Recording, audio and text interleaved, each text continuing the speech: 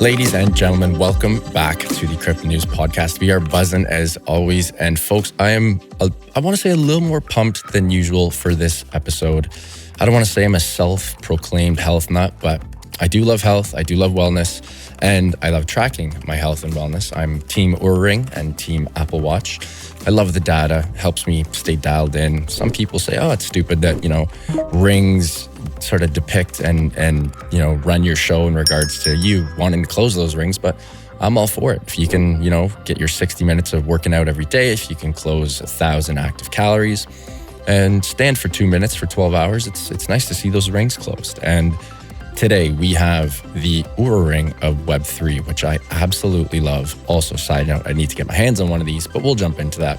Time for the intro. Super pumped to have the one and only Edison Chen on the show today, co-founder and CEO of CUDUS, a Web3 startup incentivizing healthy habits. Edison is a UCLA grad, wow, that must have been a treat, and serial entrepreneur who has managed a $200 million fund and a top-tier VC with a background in consumer tech, fashion, and blockchain. Edison, welcome to the show, my friend. Super pumped to have you on and jump into absolutely everything: health, wealth, happiness, and of course, CUDUS related. How are you, my friend? I'm doing really well. Thanks, Matt. Really excited to be here and thanks for having me here. Yeah, and would love to talk more about myself and CUDUS together with you. Yeah. Let's jump right into it. Whereabouts are you right now? I'm in Toronto. I want to say I'm 12 hours behind you right now. I want to say you're in Singapore. Yeah. I'm now in Singapore, and we are getting ready for the Breakpoint. We're going to host a couple of our own events, and one panel events, one party events, and also a community night events. So that's going to be the first annual CUDUS night event. So it's going to be huge. Yeah, I love it. Before we get into CUDUS, tell us a little bit about yourself. Obviously, you managed a $200 million fund and at a top tier VC. That's super cool. And you were also at UCLA, which is, one of the sickest schools in the whole world. The campus is just all world. Talk to me about your time at UCLA, maybe a little bit about your childhood, your passion for health and wellness. Segue that into a couple of your maybe biggest investments that you really loved, found some unicorns with, and then we'll jump right into CUDUS and we'll get into the fun stuff here. Absolutely. So I was, studying UCLA since 2011. And when I was there, I'm like not that like strong Asian boy, and we played basketball at the John Wooden Center at SAC, and there's a lot of people stronger than us. And, at that moment, I met some really great friends, in the dorm and on the court, and they helped me to train myself. So at that moment, I start to, getting more deep into the, in a really scientific way to learn how to train, and also I take some nutrition course and a physical course in UCLA. UCLA is a huge sports school. We have a lot of professional athletes over there, and also like a Division 1, 2, 3, and largest NCAA championship school. So I think the whole school has really into the sports and wellness. So I think that's built up my gene about the wearable technology and also wellness. And 2015, I started my first startup, and I sold it like 2016. And then, somehow my friends in Silicon Valley, share me with the Bitcoin's white paper. And I was really, it really fascinating to me because I was studying geography. That's like, political science, economy, culture, and humanity things. And so that's actually, for me, I think blockchain and the crypto and Bitcoin at the moment was like combined with a lot of things that I was really interested in.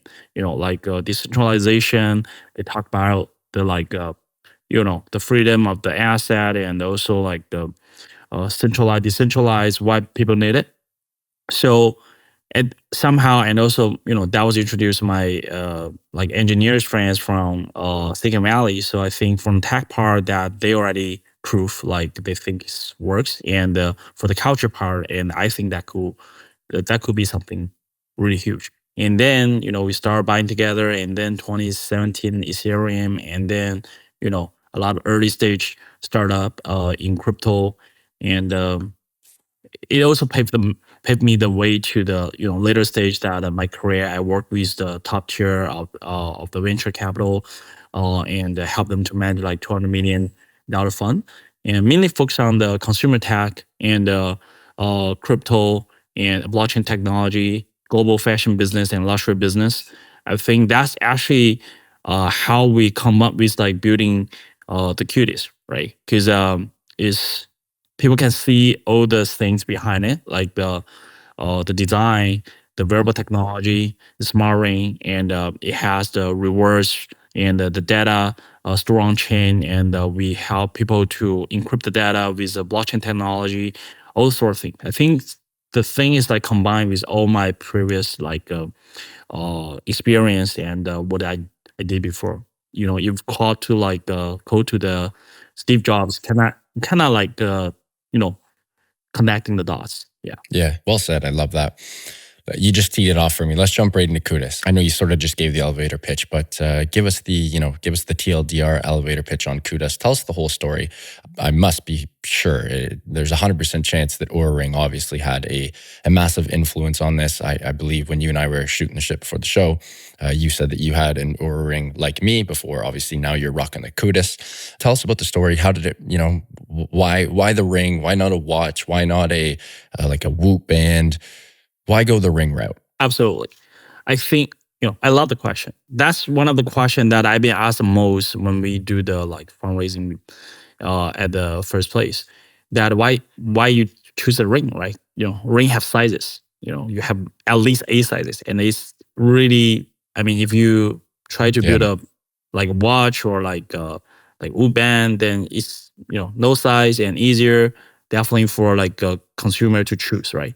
100%. But I'll have to say, like, just like you, I'm like really big into the wearable and wellness. So I use Oura, I use Whoop, I use like smartwatch, and all the other like product before.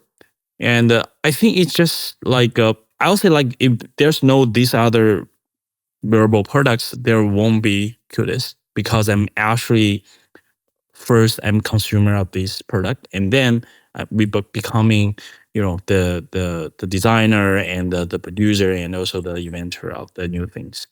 So for the ring choose, because based on our own like study and also like research, like rings could be help user track much more accurate data than watch and also the bands. So I think that's one thing we care the most. Now when you goes to the hospital, right? So usually they put something on your pinky and to track your like heart rate and blood pressure and everything. So I think medically that they prove that the data is much more accurate if you track from your finger, not like from your wrist. And that's the first thing. And the second thing that I have to say, from business like perspective, we think ring is on the really like rise of the growth. Currently that on in the market there's only like 5 to 6 million of rings every year out there, and but smartwatch and like a wristband is like hundreds of millions, right? Yeah, hundreds of million. I mean, 600 million people in the world has a wearable products, and Wow. in total is like more than 1.2 billion. Like more than 1 billion. I won't say 1.2, but more than 1 billion of the wearable products have been purchased by the consumer. So each one have more than close to, right, on average. So we know that most of people already have the watch, already have the band. Then there's no reason you build another thing if you think you cannot build like better than them, right? But for smart ring, I think for somehow we can build something better than what already exists in the market. And also this product can be better than the watch, better than the wristband in the future as well. So that's why we start thinking, okay, smart ring should be a good direction to like design and invent something different. And so that's actually the first thought when we how we come up with like build a smart ring, not a smartwatch or like a band. So that's first thing. The second thing is that for the smart ring, we see there's a lot of the gap between the user and the product. especially from the data wise, 100%. So yeah, and also the business model. The Uber and Aura, they are using the subscription model. I think somehow financially, or say for the business perspective, is a good one, right? Because you're getting people to pay like every month, and the company have a sustainable annual revenue, and you keep people with you, not just like one time fee. But Yep. we're thinking that, but think about it, I have experienced this a lot. Sometimes I forgot to pay for the auras, and sometimes I forgot pay for the OOP. Then they will just you cannot No have more it. data. Yeah. I mean, yeah, it's weird, right? It's kind of like you buying your house, and when you try to input the passcode from the door, and they said, Just "Sorry, man, locks. Yeah. you haven't paid for the maintenance fee like this month. Then you need to pay first, and then you can get into your house." So I think that's actually a bad business model if you think about yourself as a consumer orientation company. So if you focus on users experience, I think Apple doing a great job. They sell us the iPhone, and they also sell us a lot of apps, and but they don't charge us for using the iPhone, right?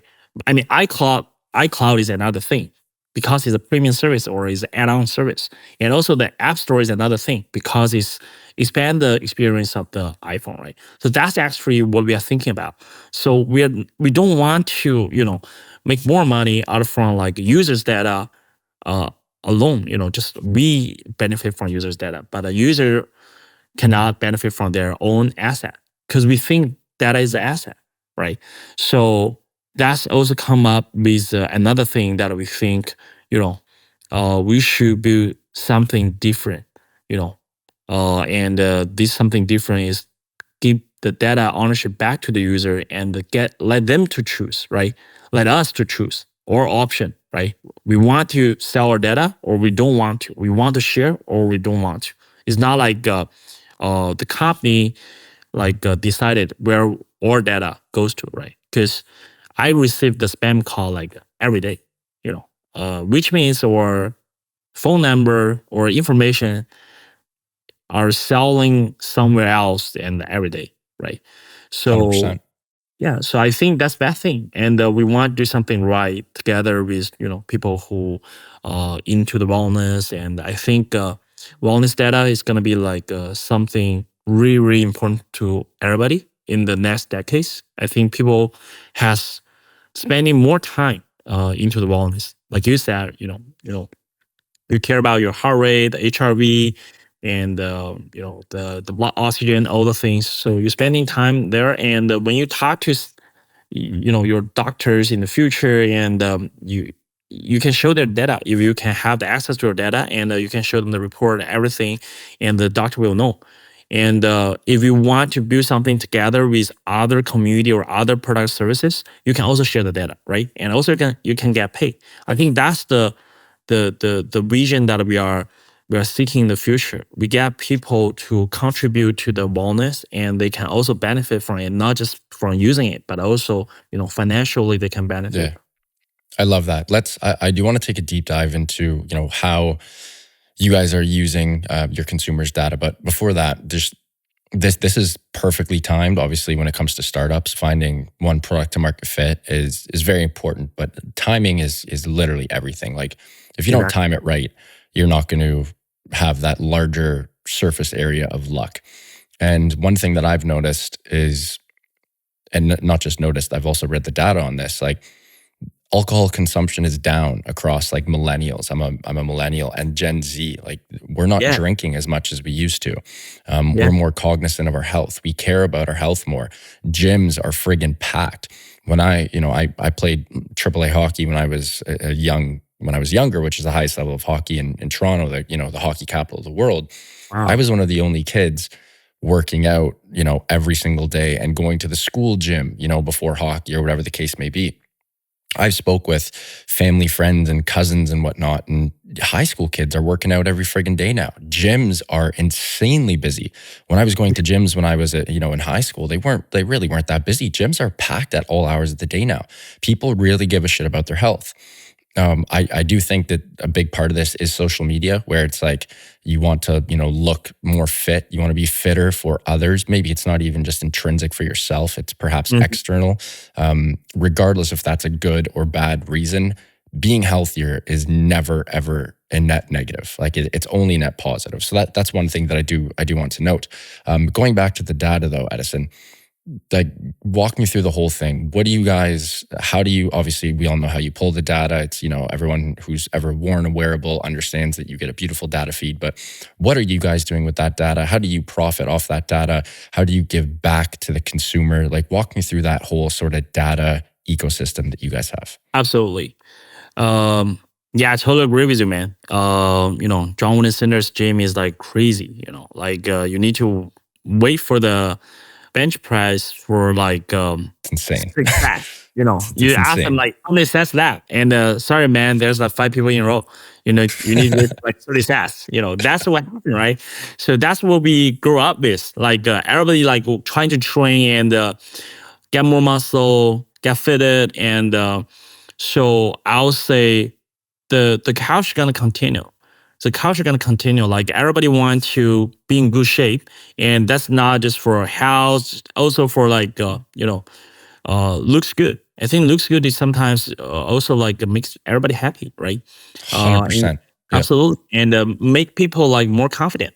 And I think I totally agree with you. Like the alcohol consumption is like goes down a lot, and people find new way to find happiness. Not just from some like addicted like Yeah. medicines or like food or say like sugar or say like alcohol, and so there's a lot of way for our generation and next generation to have fun with. So I would say sports one of the most thing that getting people happy and also excited every time, right? So having a great life, I think is like what we like everybody strive for. So you work hard, you want to get a better life yourself, you want to get better life for family. So we sometimes we always say that you can't just work hard, you also need to like live your life in some quality. That's guaranteed that you can keep working for longer time and for yourself, for family, and enjoy the life, enjoy the working, right? So I think that's also one of the like the power engine like behind the CUDUS team. So we all believe in one thing, that wellness can bring people more happiness. So that's also drive us to keep working on this and bring people the more products, more application versions, and more features. More technologies. And back to the data, we actually, so it's kind of like what we talk about, like what we hate of, right? We hate that they charge us like every month, and you don't pay, you don't see your data, and we have no access to our data, and also it's hard to access to our data. Yeah. It's not like it's not easy as we check or like a bank account or say check or like other asset or say the features in the app. So that's something we want to change. We want to make everybody really, really simple, direct, and easy to check their data, like the history. It just like check your like your transactions and your wallets, assets, the tokens, just like that, and just like the you check what kind of data you have, your sleep data, your heart rate data, past 3 months, past years, you can easily check them like on your dashboard. So we think about building it on like a website, or maybe we can also have something on the app as well. So that's something we are building now, and it take a lot. It definitely gonna take a little bit longer time, but hopefully we can bring this to the user. Let's say the first quarter, next year, first quarter or second quarter, and but what we can do now is we help user first store their data, first help them to track the data, right? And then store their data on the IPFS, which is prepared for in the future. We help them to put the data on chain.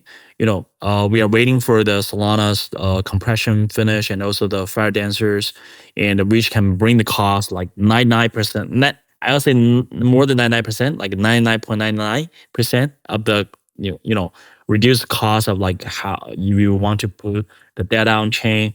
And at that moment, then I think it's definitely like the game changer moment.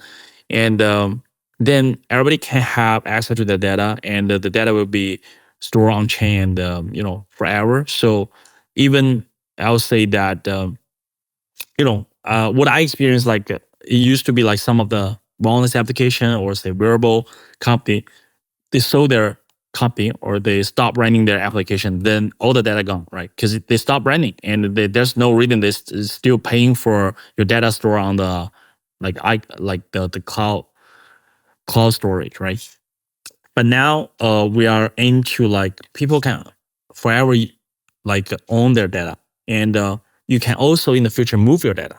Let's say you tracking your data with Cudis, and then maybe you find some other product really great and the application really great. You want to bring your Cudis data to the other app or other wearables product application.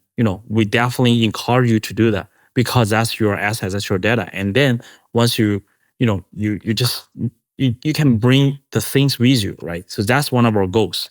So, and but also we would love to build ourselves into one of the best, right? And then people won't want to move to other things. But also we will help user to integrate their data in the future from other apps like Strava. Now we support people to sync up their data from the Apple Health, and Yep. we are under reviewing with the Google Play, with the Google Health, Google Fit part, and it take a little more time. But I think at the end of the day, we can help people to do that as well. And also, we are looking for like Strava, Calm, Sleep Cycle, all the different wellness app, and help people to manage their data in the future just in one app. You don't need to open a lot of different app and check Exactly. out. Yeah. And also, Yep. once you sync up the data to the Cudis, we help you to store your data, so you won't lose the data in the future, and you can always access to your data in the future. And for the business model, we are a company, we are like a startup. We definitely need to find a way to getting the company to survive and generating Yeah. revenue, and You got to also make money. You got to make money. That's you're a for-profit business. Yeah, that's part of the exactly. game. And also, once you can generating really substantial revenue sustainably, you can actually do more things for your user, right? We used to say if you are a small company, you do small things, but for small a group of people, right? You don't. If you're a small company, you don't say, okay, now I need to serve 1 million people. It's not gonna happen. It's really hard, especially in the hardware business, right? But once we grow larger, we will be able to serve more people, right? So that's our goals.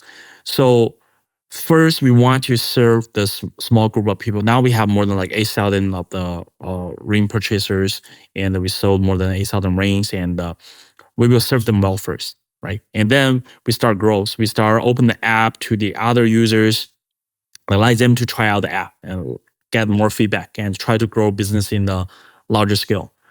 And the fundamental thinking that we don't want to charge people the monthly subscription fee for the essential use. What I'm talking about essential is like daily use.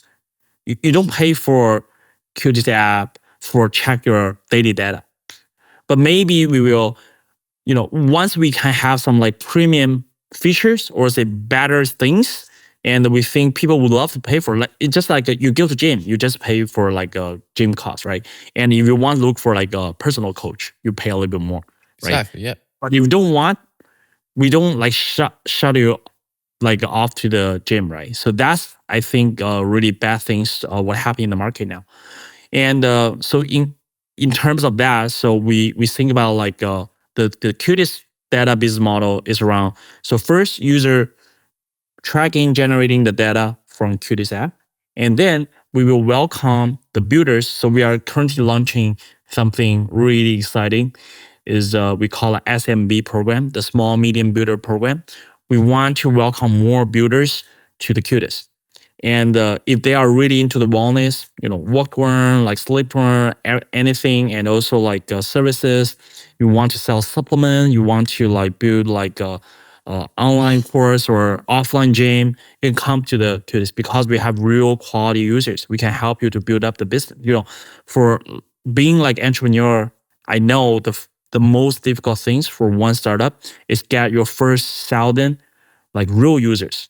What I'm talking real users is someone who want to pay your services or pay your product. True fans, yeah. Kevin Kelly's 1,000 true fans. Exactly. Yep. Exactly. So that's our thesis, and also that's our thesis to support us to support more builders. So these so we actually start our journey from the first Solana hackathon with closing, and then now we grow really fast, and we really lucky have the real fans comes to the Cudis and support us, buy the rings, and sharing the contents, sharing the ring with experience with others. And now we want to help more people who just like us at the day one, right? They want to build something around the wellness, and they want to make it the ownership of data back to the users and provide them more services. Yeah, so we sponsored the one of the sidetrack this September with Radar Hackathon, also hosted by the Closium and the Solana Foundation. So we want to more builders know about, okay, Cudis now is supporting more builders to build the product and services, and together with the Cudis user and community. And when they come, if you're a startup, when you try to reach out to your first 1,000 of the users, you always pay for them, right? You always pay to acquire the users. What we can do is we tell you, okay, let's say for now, these 8,000, 9,000 people are the ring holders, and these 100,000 of the users are application users. So who you want to reach out to, right? And you can post a quest, right? Say, I would love to pay for $5,000 to get like 500 users to build together with me for next 2 to 3 months, right? So this, you can also ask what gender you want, and what age you want, which like location you might want, like which country or which city. And then you post a quest, all our user can join your program, right? And then after the program finish, then you pay them, right? So, and all these trades or transaction between, we take 15 to 20%. So that's how we make our money. And so, which means that those who would love to use or pay for users' data, and it's not just, I think it's not just pay for user data, it actually pay for having them together to build your products, right? So I think that's something really different from just pay for the data, because our user is really, really active in the community, in the market. They share a lot of content. I will say maybe more than 80% content on Twitter was generating or sharing by our it's UGC. Your whole feed is UGC. Yeah, we only have like 600 posts on our Twitter, and but most of the other posts like come from the users. So that shows the power of our community, right? And so when you want to build something, you definitely want some user like this, right? So that's actually, let's say if you spend to acquire, we have some data. If you try to, acquire like 500 users or 1,000 users at first place, and convert them to real users, sometimes the cost can be crazy, right? Depends on what kind of product you're building. So it could be like $30 per user, the acquired cost. And also it can be like $100 or $200. That's quite a lot. And also some of the users, you can't even have most of the information, or say like you cannot talk to them directly even, right? So what we can build is, we help the builders who want to build around wellness. They can talk to the user, they can have the real user, they can work together with them and help them to build the product. So they pay for use of they pay for the user, they pay for use of the data first. And then once they have the product ready, we help them to promote with all the other partners, and help them to promote in the market. And if you really can build something, solve the real world problem, I think someone will pay for that for sure. And I believe that those users who get paid at the first place, they will also love to support those builders' new product, because they are helping them building some product they want it, right? So there's 100%. No reason that they don't want something, because they are really, really involved. They're kind of like co-contributors there, right? Yeah. So that's actually our business model. And also in the future, if this builder creating some great business, generating, great revenue every year, every month, what we aim to is like we help them to build a business can generating $3,000 to $10,000 range revenue every month at the first place. And then if they can grow to like a unicorn company, large company, even some huge company larger than like what Cudis is, it's going to be great, right? And but at least we help them to start it at the first place and with really low cost and with real users. And in 100%. the revenue they're generating together with Cudis, we also take like 15 to 20%. So it's kind of like the Apple, Yeah, App you're Store's model. incubating a business model. Look, Edison, you're on a roll right now, my friend. We do need to take a quick break and give a huge shout out to our sponsor of the show. And when we get back, we need to jump into why you guys chose to build on Solana. Of course, we'll keep buzzing on CUDUS, and we'll get into some DePIN as well, and some hot breaking news about a nice little raise from the CUDUS team. Can't wait to get into that.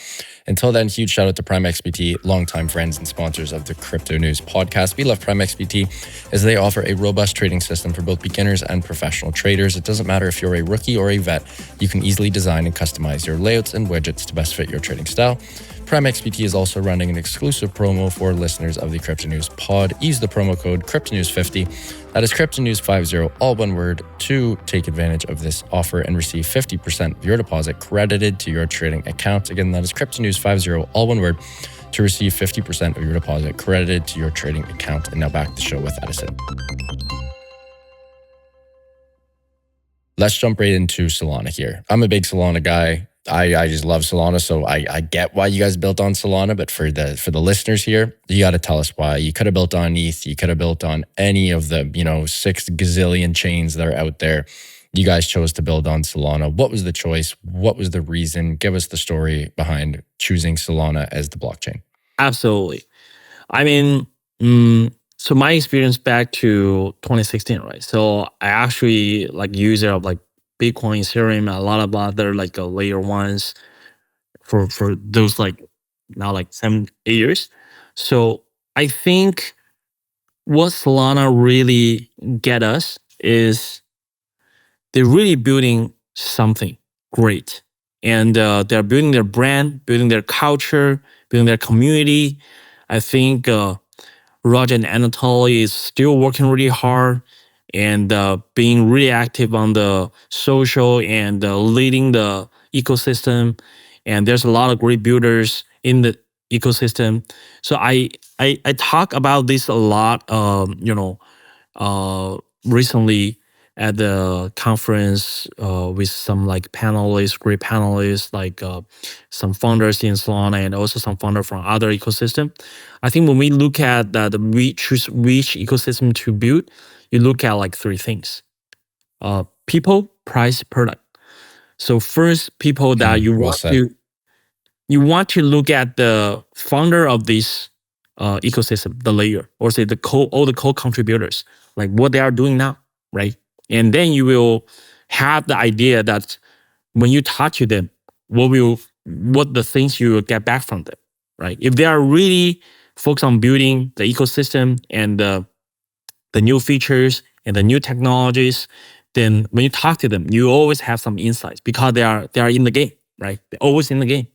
And also you want to look at the other like startup founders and say like small company, medium company, or say large company, how they doing and what they are doing now, right? Are they working hard? And are they worship working hard, right? So I think when you start a startup, you have to work hard to outrace other founders, projects, in terms of like you want to build something, right?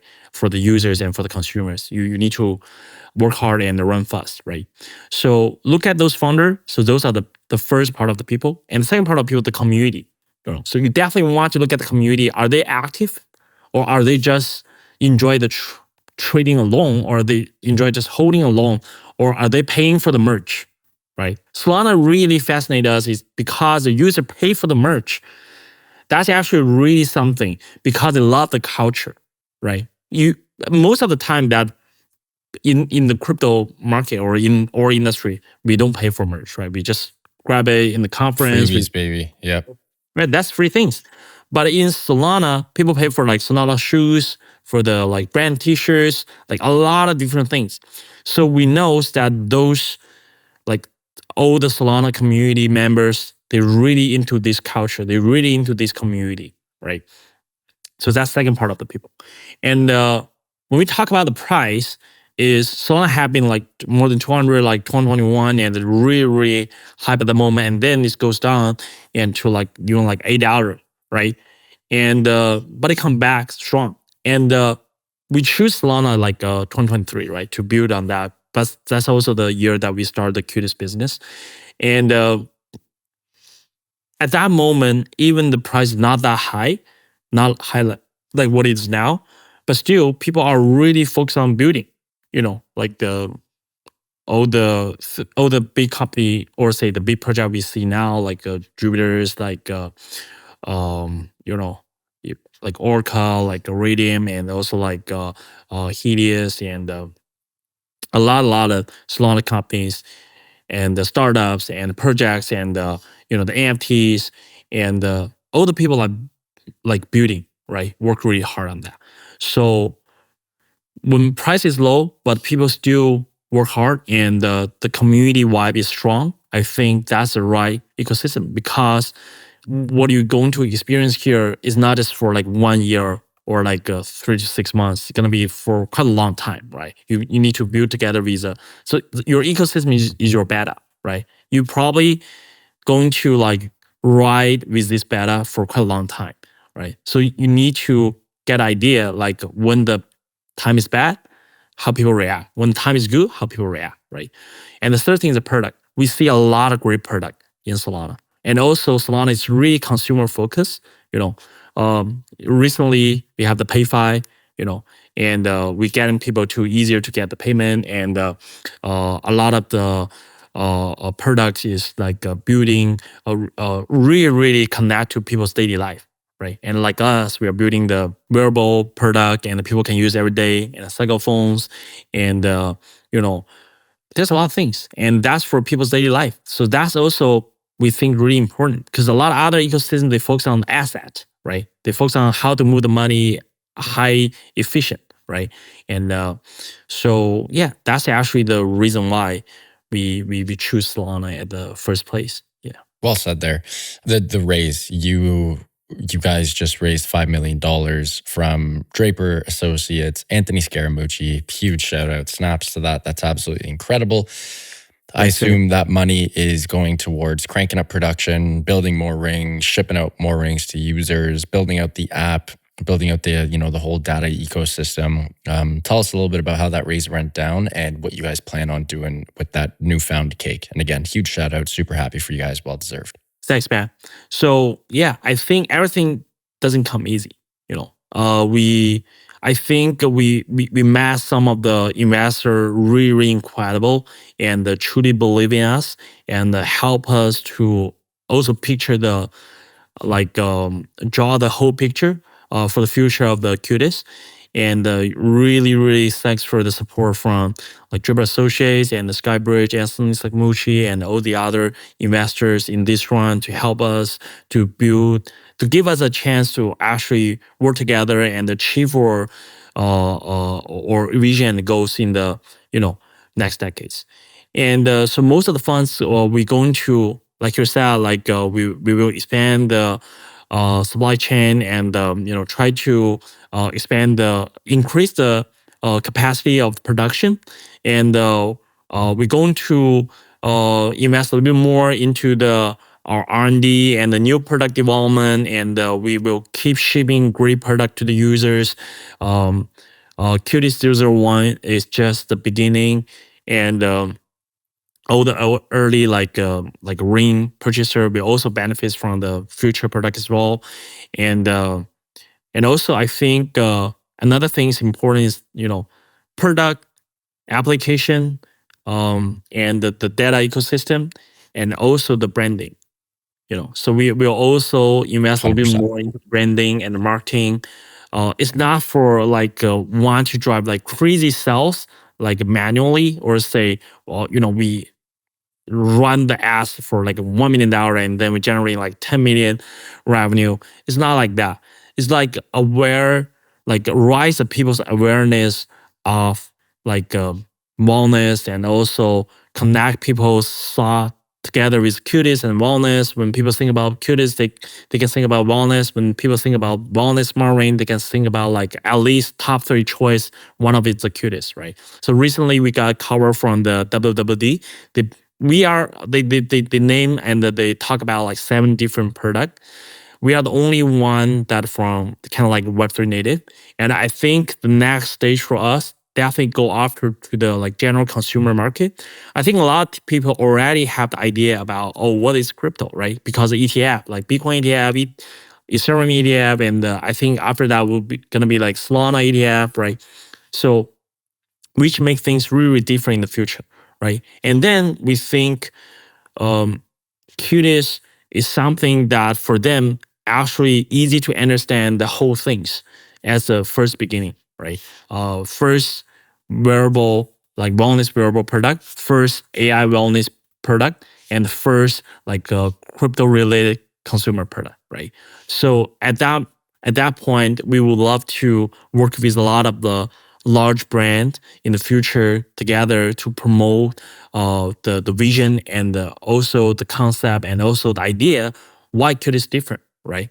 And I think at like the beginning when we talk about the data ownership, I think that's definitely the was missed by a lot of the like founders, right? They miss this part, but this is actually we're talking about the ownership, the asset, and the privacy, and the rights, right? I think people should have the rights with their assets, and the wellness data is most important asset. Yep. And so that's also part of the funding from this one. We're going to use, like we're going to run a lot of offline events and online campaign together with different partners and getting people to know, okay, now you have another option, right? Now you can have another option to control your data, to own your data, and have the rights of your data. So yeah. Well said, Edison. This was an incredible episode. I really appreciate you coming on, my friend. Before you let us go, can you please let us know where listeners can find you personally and, of course, CUDUS online and on socials? Absolutely. So you guys definitely can find me on the x.com. My handle is EDCBATBIT. And you guys can find the CUDUS on the cudus.xyz, CUDS.xyz, or you can find us on the X just by searching CUDUS, CUDS, and you will find the most of the contents there. And we're sharing most of the like all the information first on the X. And also, you guys want to join the community, you can find us on the Discord. There's a link on the Twitter account, and feel free to join us. And hope you guys will enjoy the wellness journey with CUDUS as well. Edison, what an episode. Really appreciate you coming on. And I got to get myself one of these rings. I got to take this Oura ring, chuck it in the trash, and time to go Web3 wearable ring, baby. I got to get on Team CUDUS. You and I will chat. We'll make that happen. But really appreciate you coming on. Open invite for round 2. Wishing you all the best, and we'll keep in touch. Glad to hear that, man. Thanks, Matt, to having me here. And we'll love to see you in the person, and get you to try more of the CUDUS products as well. You got it, folks. What an episode with Edison Chen, CEO of CUDUS. What an episode. I love when founders come on who have some real world shit that we're working on. It's great, and it is exactly what we need for mass adoption. Consumable products, consumable tech, that is exactly it. We discussed everything in this episode, the intersection of wellness, AI, blockchain tech, building on Solana, the benefits of Web3 for wearables, DePIN, wellness, and of course, the new $5 million raise from Draper Associates and Anthony Scaramucci and others. Of course, huge shout out to Edison and the team for making this happen. If you guys enjoyed this one, I hope you did. Please do subscribe. It would mean the world to my team and I. Speaking of the team, love you guys so much. Eustace, you are the man as always. And back to the listeners, keep on staying healthy, wealthy, and happy, and keep on growing those bags. Love you guys, and see you on the next one. Ciao.